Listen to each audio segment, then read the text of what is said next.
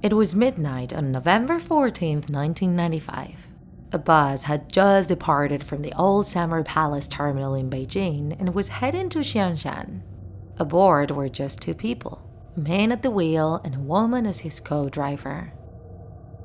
The bus first stopped at the southern door of the ancient Summer Palace, which was the official residence of the Qing Dynasty emperors, before it was destroyed by British soldiers in 1860. 4 people boarded the bus: an elderly woman, a young couple, and a boy. The bus then kept advancing. After passing in front of the northern door of the palace, the driver saw 2 shadows moving in the highway. That wasn't an official stop, so he wasn't allowed to stop the bus there. However, it was so late that the driver felt pity for those people, so he decided to stop the bus and open a door. 3 people went in.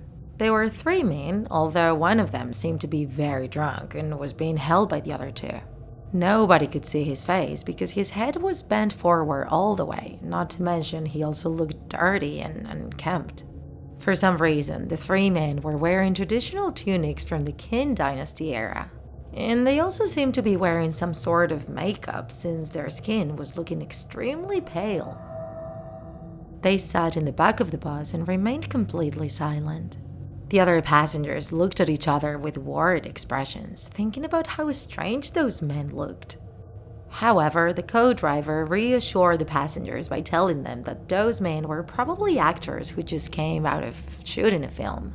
She was sure they went drinking after shooting, and that's why they were wearing those clothes.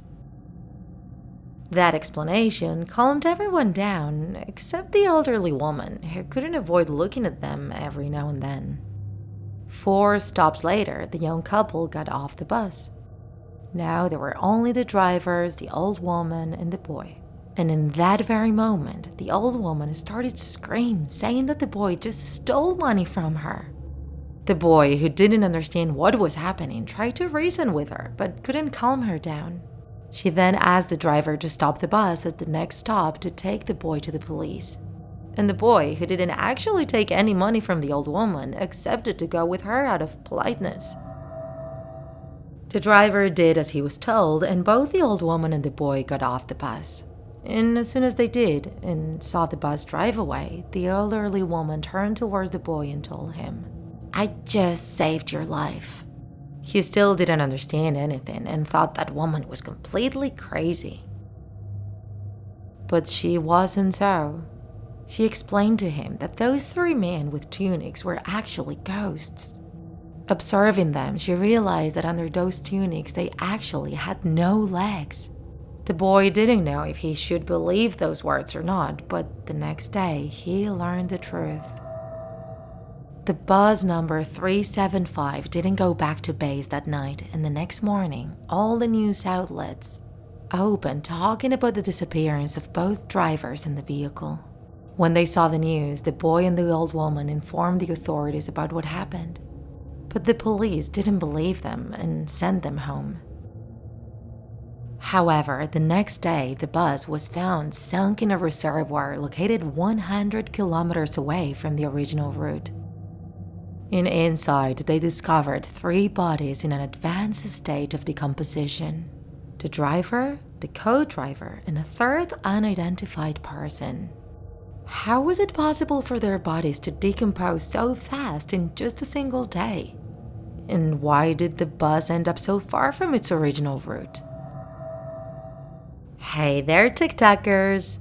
The ghost bus is a famous urban legend that has different versions in China, as well as different versions in other countries. The Mexican version of this story is pretty scary too, so if you're interested, let us know in the comments and we'll make a video about it. In China, this legend can have different protagonists. In one version, instead of 3 men wearing traditional tunics, the ghost is a woman wearing red. In another version, when the police finds the bus, the gas tank is filled with blood. And the number of the bus also changes. In any case, it is good to be familiar with this legend so you can react if you're ever taking a bus during the wee hours of the night and someone suspicious gets in. Better safe than sorry, right, TikTakers?